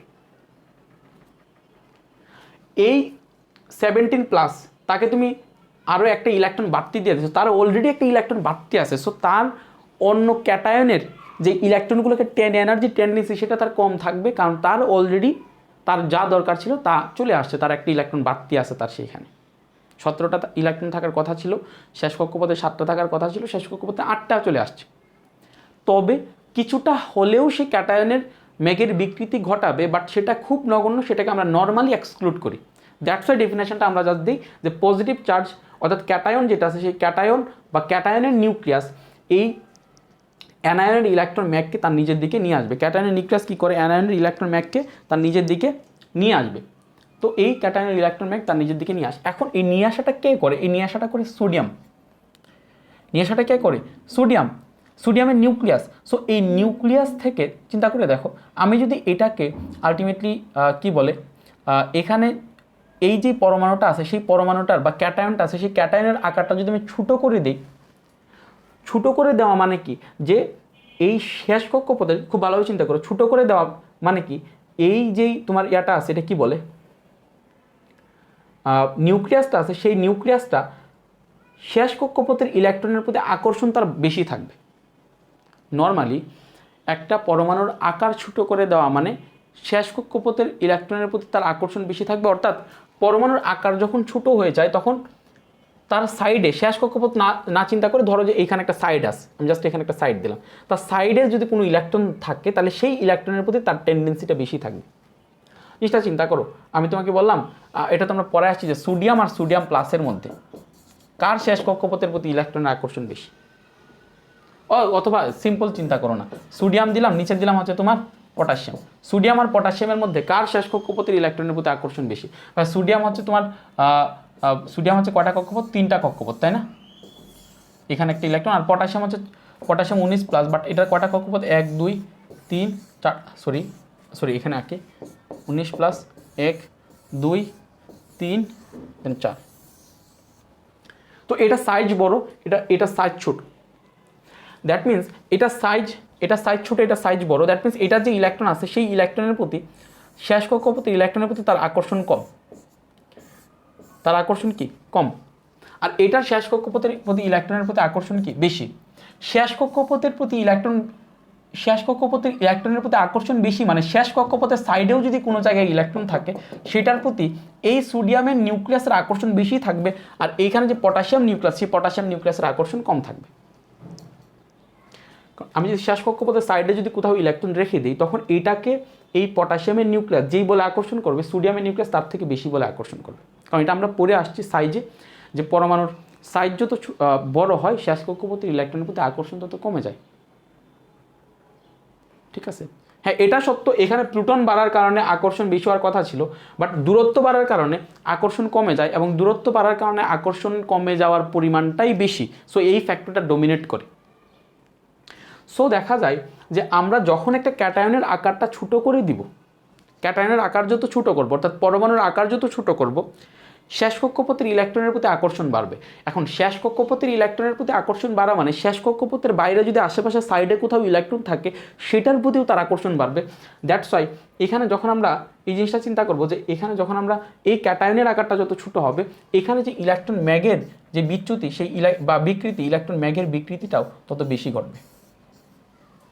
যেমন এক্সাম্পল দেওয়া একটা ভাইয়া, এক্সাম্পল দিই আমি। ধরো এখানে আছে সোডিয়াম Na খে, সরি এখানে আছে লিথিয়াম, সরি Li Na, তারপরে খে আরবি নাকে রুবি সাজালো ফ্রান্সে, নাকে রুবি সাজানো ফ্রান্সে। আচ্ছা এখন দেখো আমি দিলাম যে LiCl, তারপরে দিলাম NaCl, তারপরে দিলাম KCl, তারপরে দিলাম RbCl, তারপরে দিলাম CSCl। ধরো এটা তৈরি হইলো। তো আমি বললাম যে এদের মধ্যে তুমি আমাকে দেখাও যে কার পোলারায়ন বেশি ঘটে, কার পোলারায়ন বেশি ঘটে। সো এখন দেখো লিথিয়াম যে আয়ন আছে Li প্লাস আছে, Li প্লাসের আকার হচ্ছে এখানে সব থেকে ছোটো। কেন ছোটো? কারণ লিথিয়াম পরমাণুর আকার সব থেকে ছোটো। সো লিথিয়াম আমি যদি সবগুলার প্লাস নিয়ে চিন্তা করি, এটার প্লাস, এটার প্লাস, এটার প্লাস, এটার প্লাস, এটার প্লাস, এটার প্লাস, সো এখানে সবগুলার আকার ছোটো। আকার ছোটোর দিক থেকে আগায় লিথিয়াম। সো যার আকার সব থেকে বেশি ছোট তার পোলারায়ন সব থেকে বেশি ঘটবে। কারণ আমরা পড়ে আসছি ক্যাটায়নের সাইজ যত, দেখো ক্যাটায়নের সাইজ যত কি হয়, ক্যাটায়নের সাইজ যত ছোট হয় পোলারায়ন তত বেশি হয়। সো দেখা যাবে যে এই যে লিথিয়াম যে ক্লোরাইড আছে সেই লিথিয়াম ক্লোরাইড Li প্লাস আর Cl মাইনাস, আর এখানে যে Na প্লাস আছে আর Cl মাইনাস আছে, কিংবা K প্লাস আছে আর Cl মাইনাস আছে, কিংবা Rb প্লাস আছে আর Cl মাইনাস আছে, কিংবা Cs প্লাস আছে আর Cl মাইনাস আছে, এই Li প্লাস এবং Cl মাইনাসের পোলারায়ন সব থেকে বেশি ঘটবে। কারণ এইটার ক্যাটায়নের আকার সব থেকে ছোট। তুমি উপর থেকে নিচে গেলে পরমাণুর আকার কী পায়? বৃদ্ধি পায়। তাহলে উপরে যে আছে সে সব থেকে ছোট থেকে আস্তে আস্তে বড় হয়েছে। তাহলে উপরে যে আছে তার ক্যাটায়নের আকারও ছোট। সো ক্যাটায়নের আকার ছোট হওয়ার কারণে LiCl এর মধ্যে পোলারায়নটা বেশি ঘটবে। কারণ আমরা পড়ে আসছি ক্যাটায়নের আকার যত ছোট হবে পোলারায়ন তত বেশি ঘটবে। অর্থাৎ LiCl, then NaCl, then KCl, RbCl, CSCl। That means LiCl এর পোলারায়ন সব থেকে বেশি। LiCl এর পোলারায়ন কি সব থেকে বেশি। আচ্ছা তারপরে এখন আসো আমরা এটা তাহলে বুঝতে পারছি যে ক্যাটায়নের আকার যত ছোট হবে, সাইজ যত ছোট হবে, পোলারায়ন তত বেশি হবে। আর হচ্ছে ভাইয়া অ্যানায়নের আকার যত বড় হবে পোলারায়ন তত বেশি হবে। কেন? অ্যানায়নের আকার বড় হলে কেন পোলারায়ন বেশি হবে? দেখো জিনিসটা আমি ব্যাখ্যা করি। দেখো এখানে কার মধ্যে তোমার আলটিমেটলি ধরো যে এইটার নিউক্লিয়াস আর এই অ্যানায়নের মধ্যকার, এইটার নিউক্লিয়াস আর এই অ্যানায়নের শেষ কক্ষপথের ইলেকট্রনের প্রতি একটা আকর্ষণ শক্তি কাজ করতেছে, একটা তোমার অ্যাট্রাকশন ফোর্স কাজ করছে, যে কারণে পুরা কক্ষপথটার বিকৃতি করতেছে। এখন তোমাকে আমি এক্সাম্পল দিয়ে বুঝাই। ধরো আমি এখানে Na প্লাসই রাখলাম, দুইখানে আমি সোডিয়াম প্লাস রাখলাম। সো আমার ক্যাটায়নের আকার হচ্ছে কনস্ট্যান্ট। দুইখানে যেহেতু সোডিয়াম প্লাস রাখতেছি তো ক্যাটায়নের আকার কনস্ট্যান্ট। এটার মতোই বড় দিই, দুইটাই সমান বড়, ঠিক আছে, দুইটাই সমান বড়। এখন আমি এখানে একটা অ্যানায়ন দিতেছি, খুব ভালোভাবে চিন্তা করো, আমি এখানে একটা অ্যানায়ন দিতেছি যেটার আকার অনেক বড়, আর এখানে একটা অ্যানায়ন দিব যেটার আকার অনেক ছোট। আচ্ছা এখানে যদি আমি একটা অ্যানায়ন দিই তাহলে সেই অ্যানায়নটা হচ্ছে ধরো যে একটা অ্যানায়ন, সেটা হচ্ছে তোমার আকার অনেক বড়, এই যে আকার অনেক বড়, ঠিক আছে। আর নিচে আমি একটা অ্যানায়ন দিতেছি, যে অ্যানায়নটা ধরো যে B মাইনাস, যে অ্যানায়নটার আকার হচ্ছে অনেক ছোট, এই যে অ্যানায়নটার আকার হচ্ছে এতটুকু। দেখো আমি সেম সাইডে রাখার ট্রাই করছি, এখানে একটা এই পয়েন্টে আমি একটা অ্যানায়নকে রাখছি, আর এই পয়েন্টে আমি একটা অ্যানায়নকে রাখছি। সেম আমার কি আছে? পজিটিভ চার্জ আছে, সেম আমার ক্যাটায়ন আছে। সো দুইটা রাখার পরে আমি এক্স্যাক্টলি কী দেখতে পাবো? যে এখানের অ্যানায়নটা বড় হওয়ার কারণে কয়েকটা ফ্যাক্টরের কারণে এখানে পোলারায়ন বাড়বে। এখানে অ্যানায়নটা বড় হওয়ার কারণে এই অ্যানায়নের যেই শেষ কক্ষপথটা যেটা আছে সেটা সেই ক্যাটায়নের কাছাকাছি চলে আসছে। দেখো তাদের মধ্যে দূরত্ব মাত্র এতটুকু, তাদের মধ্যে দূরত্ব মাত্র এতটুকু, দূরত্ব একটু বেশি। সো ক্যাটায়নের আকার এখানে ছোটো হওয়ার কারণে অ্যানায়নের আকার এখানে ছোটো হওয়ার কারণে ক্যাটায়ন থেকে তার দূরত্ব বেশি হয়ে গেছে। আবার এখানে অ্যানায়নের আকার যত বাড়তেছে দেখা যাচ্ছে যে অ্যানায়নের শেষ কক্ষপথটা সেই ক্যাটায়নের তত কাছাকাছি আসতেছে। সো ক্যাটায়ন আর অ্যানায়নের শেষ কক্ষপথ যদি কাছাকাছি থাকে তাহলে তাদের মধ্যে অবভিয়াসলি তাদের মধ্যে আকর্ষণ শক্তি বেশি থাকবে। তো আকর্ষণ শক্তি বেশি থাকার কারণে এইটার যে ইলেকট্রন ম্যাগের যে বিচ্যুতিটা ঘটবে এটার ক্ষেত্রে কম ঘটবে, এটার ক্ষেত্রে দেখা যাবে যে ইলেকট্রন ম্যাগ এই পর্যন্ত এসে চলে গেছে। কারণ এই যে ক্যাটায়নের নিউক্লিয়াস সেই ক্যাটায়নের নিউক্লিয়াস থেকে এই অ্যানায়নের শেষ কক্ষপথটা অনেক দূরে অবস্থিত হওয়ার কারণে তাদের এই অ্যানায়নের শেষ কক্ষপথের ইলেকট্রনের প্রতি এই ক্যাটায়নের আকর্ষণ অনেক কম ইফেক্টিভ হয়। আচ্ছা, এটা একটা ফ্যাক্টর। সেকেন্ড আর একটা ফ্যাক্টর হচ্ছে, দেখো তুমি একটা অ্যানায়নের শেষ কক্ষপথের ইলেকট্রনকে তোমার দিকে নিয়ে আসতে চাইতেছো, অ্যানায়নের যে প্রোটনগুলো আছে সেই প্রোটনগুলো কি বসে থাকবে? ধরো এটার প্রোটন আছে, এটারও প্রোটন আছে, তাই না? এটাকে কেন আমরা অ্যানায়ন দিতেছি? কারণ এটার মধ্যে প্রোটন থেকে একটা ইলেকট্রনের পরিমাণ বেশি হয়ে গেছে। বাট প্রোটন আছে তো, অ্যানায়ন মানে তো প্রোটনবিহীন কোনো যৌগ না, মৌল না, অ্যানায়ন বা আয়ন না, অ্যানায়ন মানে তো তার মধ্যে প্রোটন আছে। সো তার মধ্যে নিউক্লিয়াস আছে। সো তুমি একটা অ্যানায়নের নিউক্লিয়াসকে তোমার নিজের দিকে টাইনা নিয়ে আসতে চাইতেছো, ক্যাটায়ন তার নিজের দিকে টাইনা নিয়ে আসতে চাইতেছে, অ্যানায়নের যে নিউক্লিয়াস আছে সে কি বসে থাকবে? সে এই যে এটাকে তার কক্ষপথটাকে তার নিজের দিকে টান দিয়ে ধরে রাখবে না। এখন অ্যানায়নের আকার যদি বড় হয় তাহলে এই যে শেষ কক্ষপথের ইলেকট্রনের প্রতি ওই অ্যানায়নের নিউক্লিয়াসের আকর্ষণ কম থাকে, যে কারণে দেখা যায় যে সে রিভার্সলি যে টানটা দেয়, যে সে যেই বলে আকর্ষণ করে, সে আকর্ষণের মানটা অত্যন্ত কী হয়, কম হয়। অর্থাৎ এটাকে ইজিলি বিকৃত করা যায়, আর এটার ক্ষেত্রে দেখা যায় যে শেষ কক্ষপথটাকে খুব টাইট করে ধরে রাখে, যেহেতু কাছাকাছি আছে, তাহলে এটার অ্যানায়নের নিউক্লিয়াস আর শেষ কক্ষপথের ইলেকট্রনের প্রতি আকর্ষণটা কি অনেক বেশি না? অনেক বেশি হওয়ার কারণে এটা টাইট করে ধরে রাখছে নিউক্লিয়াস। তো তুমি এটাকে পুল করে আনতে তোমার খুব বেশি কষ্ট হবে, বাট তুমি যদি সেম অ্যামাউন্টের পুল দাও তাহলে এখানে কম পরিমাণ জিনিসটা তোমার কাছে আসবে।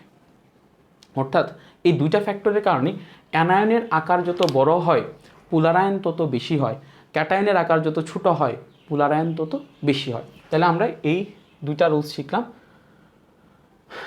শিখলাম। এখানে আমরা প্রত্যেকটার এক একটা করে উদাহরণ দেখব। তারপরে দেখো আরেকটা ফাজারের নীতি কি, ফাজারের নীতির আরেকটা হচ্ছে যে যদি আমরা কখন হয় কি যে আমরা এই দুইটা ফ্যাক্টর দিয়ে, অর্থাৎ এখানে একটা চার্জ ফ্যাক্টর আর একটা চার্জের পরিমাণ, অ্যামাউন্ট অফ চার্জ, আর একটা হচ্ছে তোমার ক্যাটায়নের সাইজ বা অ্যানায়নের সাইজ, এই ফ্যাক্টর অনেক সময় দুইটা সমান হয়ে যায়। সো আমাদের তুলনা করার জন্য ফাজান আরেকটা নীতি দিয়েছে যে কখনো যদি ইলেকট্রন বিন্যাস আমরা দেখি কখনো যদি আমরা ইলেকট্রন মাইনাস এরকম দেখি যে তোমার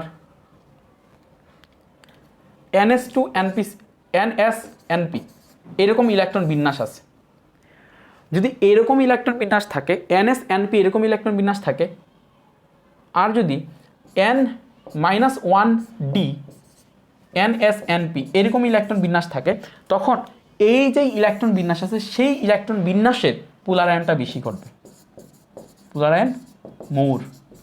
আচ্ছা, এটার একটা এক্সাম্পল দিই, ঠিক আছে? আচ্ছা, প্রত্যেকটার এক্সাম্পল আমরা আস্তে আস্তে দিয়ে দিই, তাহলে তোমাদের ক্লিয়ার হয়ে যাবে প্রত্যেকটার। দেখো, আচ্ছা, আরেকটা কথা তোমাদেরকে বলে দিতে চাচ্ছিলাম, সেটা হচ্ছে যে তোমার এখানে আমরা একটা জিনিস পড়তেছিলাম যে এই পুলারায়নটা মানে কি। পুলারায়ন মানে হচ্ছে আয়নিক যৌগের সমযোজী বৈশিষ্ট্য।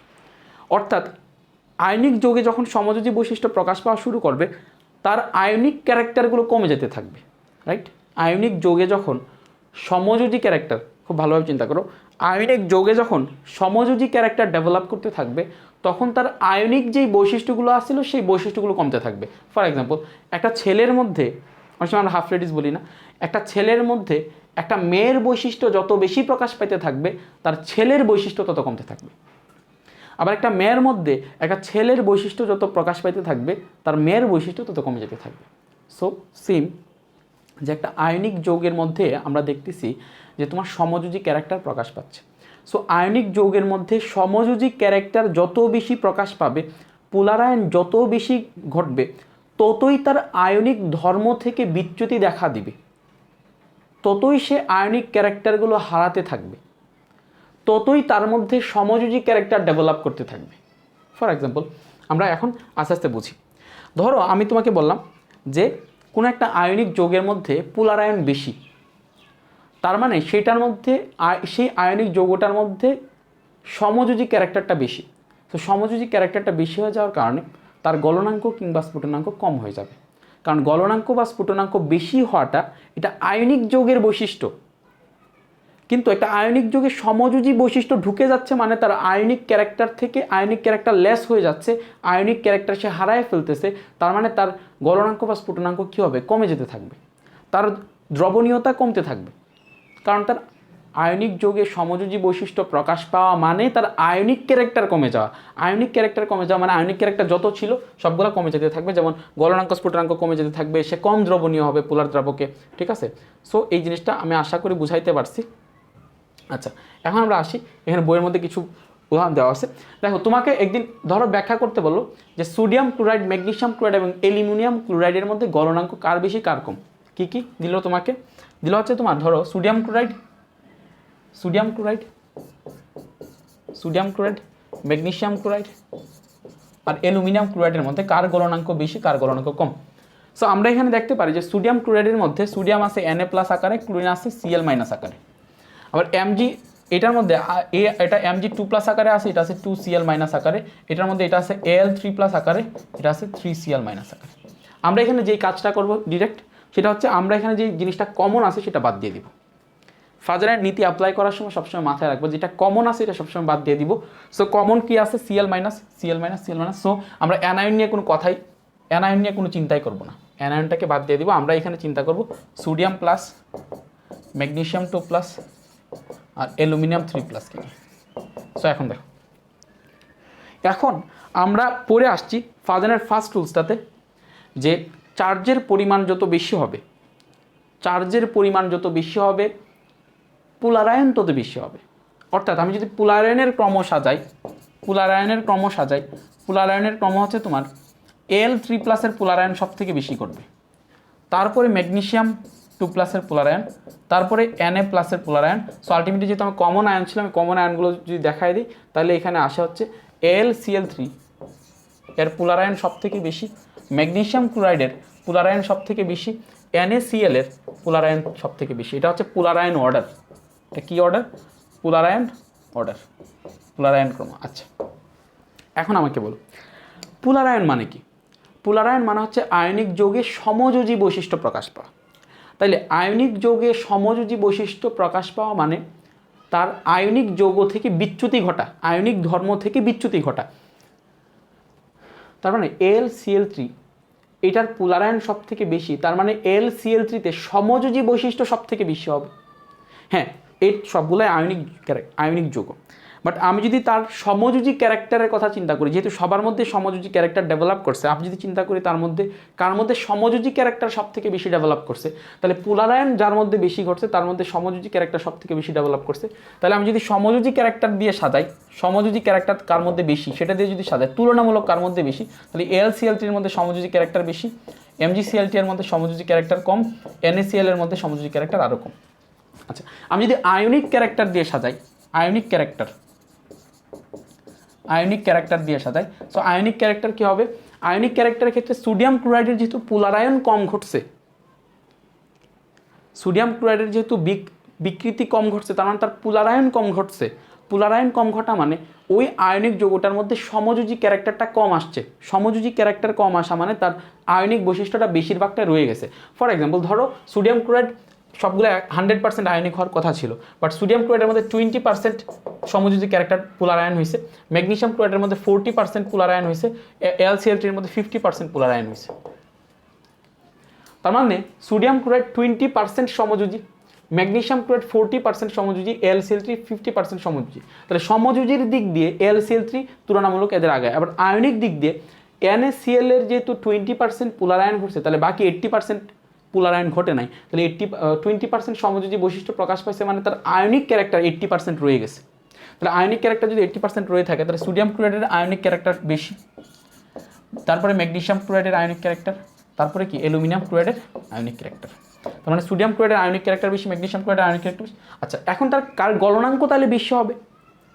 যার আয়নিক ক্যারেক্টার যত বেশি তার গলনাঙ্ক তত বেশি, যার আয়নিক ক্যারেক্টার যত বেশি তার স্ফুটনাঙ্ক তত বেশি। কারণ গলনাঙ্ক স্ফুটনাঙ্কের ক্ষেত্রে চার্জ ডিপেন্ড করে যে চার্জ কতটুকু শক্তিশালী তাদের মধ্যে, বা অর্থাৎ আয়নিক ক্যারেক্টার যত বেশি হবে গলনাঙ্ক স্ফুটনাঙ্ক তত বেশি হবে। সো দ্যাটস ওয়াই সোডিয়াম ক্লোরাইডের গলনাঙ্ক বেশি, ম্যাগনেসিয়াম ক্লোরাইডের গলনাঙ্ক কম, AlCl3 এর গলনাঙ্ক অনেক কম। দেখো এখানে লেখা আছে সোডিয়াম ক্লোরাইডের গলনাঙ্ক 801 ডিগ্রি সেলসিয়াস, MgCl2 এর গলনাঙ্ক মাত্র 714 ডিগ্রি সেলসিয়াস এবং AlCl3 এর ক্ষেত্রে গলনাঙ্ক নেমে 190 চলে আসে। আচ্ছা, তারপরে আসো, তারপরে এখানে ঠিক এরকম আছে FeCl3 আবার FeCl2। দেখো FeCl2 আর FeCl3 তোমাকে দিল যে FeCl2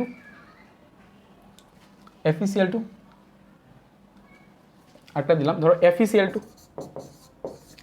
আর FeCl3 এর মধ্যে কার গলনাঙ্ক বেশি কার গলনাঙ্ক কম। কমন আয়ন আছে, কমন আয়ন বাদ দাও, তাহলে Fe2+ আর একটা Fe3+। Fe3+ এর পোলার আয়ন বেশি, Fe3+ এর পোলার আয়ন বেশি, Fe2+ এর পোলার আয়ন কম। তার মানে FeCl3 এটা বেশি সমযোজী, FeCl2 কম সমযোজী। তার মানে আয়নিক দিক দিয়ে চিন্তা করলে FeCl2 বেশি আয়নিক, FeCl2 বেশি আয়নিক, FeCl3 কম আয়নিক, সরি 2।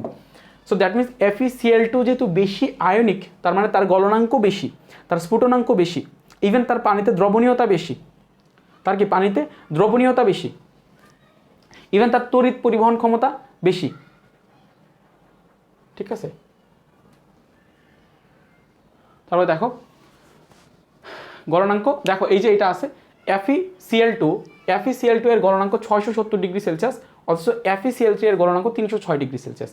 কারণ কি FeCl2তে আয়নিক ক্যারেক্টারটা বেশিটা রয়ে গেছে, যে কারণে সমযোজী ক্যারেক্টার কম হওয়াতে এতটা বেশি এফেক্টেড হয়েছে না, দ্যাটস ওয়াই তার গলনাঙ্ক বেশি রয়ে গেছে, বাট তার গলনাঙ্ক কমে গেছে। আচ্ছা, এখন আমরা দেখি CaF2 অপেক্ষা CaO, আমরা এটা দেখি CaF2 বিবেচনা করি, CaF2 অপেক্ষা CaO কোনটি বেশি সমযোজী, কোনটি বেশি সমযোজী। তাহলে সমযোজী কোনটা বেশি হবে, যার পোলার আয়ন যত বেশি ঘটবে তার সমযোজী তত বেশি ঘটবে। কমন আয়ন বাদ দাও, কমন আয়ন কি, ক্যালসিয়াম আছে দুইটার মধ্যে, তাহলে একটা হচ্ছে ফ্লুরিন মাইনাস আর অক্সিজেন আছে 2-। চার্জের পরিমাণ যত বেশি হবে পোলার আয়ন তত বেশি ঘটবে। তাহলে ওই O2- এর পোলার আয়ন ফ্লুরিনের পোলার আয়ন থেকে বেশি, O2- এর পোলার আয়ন ফ্লুরিনের পোলার আয়ন থেকে বেশি। তার মানে O2- এর পোলার আয়ন বেশি ঘটছে, মানে ক্যালসিয়াম অক্সাইডের পোলার আয়ন ক্যালসিয়াম F2 এর থেকে বেশি। তার মানে ক্যালসিয়াম অক্সাইডের সমযোজী ক্যারেক্টার ক্যালসিয়াম ফ্লুয়েড থেকে বেশি।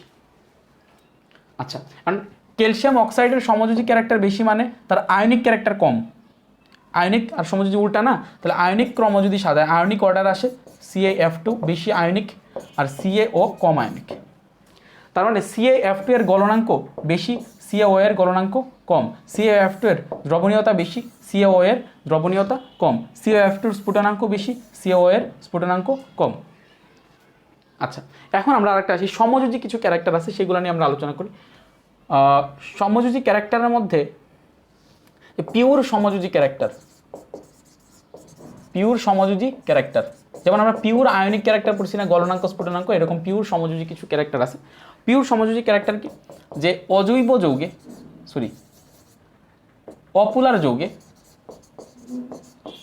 অপুলার যৌগে দ্রবণীয়তা, দেখো আমরা লাইক ডিসলভস লাইক করে আসছি, যে পোলার যোগে দ্রবীভূত হয়, অপুলার যোগে দ্রবীভূত হয়। সো অপুলার যোগে দ্রবণীয়তা। তারপরে হচ্ছে তোমার কালার সৃষ্টি করা, অবশ্যই